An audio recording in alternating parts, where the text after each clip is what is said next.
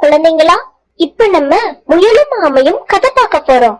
ஒரு ஊர்ல ஒரு முயலும் ஆமையும் இருந்துச்சாம். முயல் ரொம்ப சுறுசுறுப்பா இருக்குமா எப்பவுமே.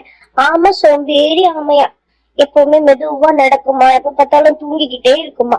ஆமைய பார்த்து முயல் எப்பவுமே கேலி பண்ணிக்கிட்டே இருந்துச்சா. ஒரு நாள் ஆமைக்கு கோவம் வந்துருச்சா.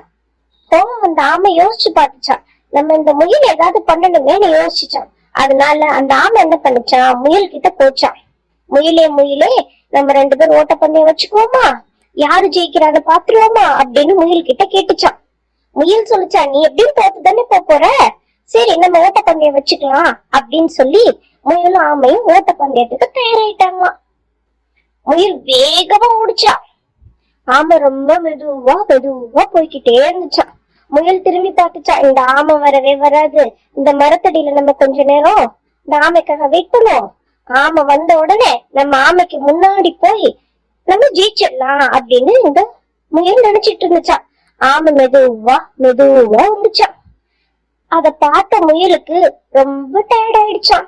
அதனால அந்த முயல் தூங்கிருச்சான். காத்திருந்து காத்திருந்து காத்திருக்க முடியாம தூங்கிருச்சான் முயல்.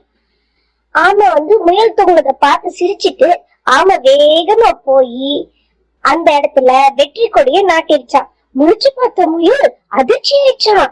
ஐயோ, ஆமை ஜெயிச்சிருச்சே, நம்ம தோத்துட்டோமே, நம்ம முழிச்சுட்டே இருந்திருக்கலாமே, நம்ம முன்னாடியே வந்திருந்தோம்னா நம்ம ஜெயிச்சிருப்போம். முயல் ரொம்ப வேதனைப்பட்டுச்சான்.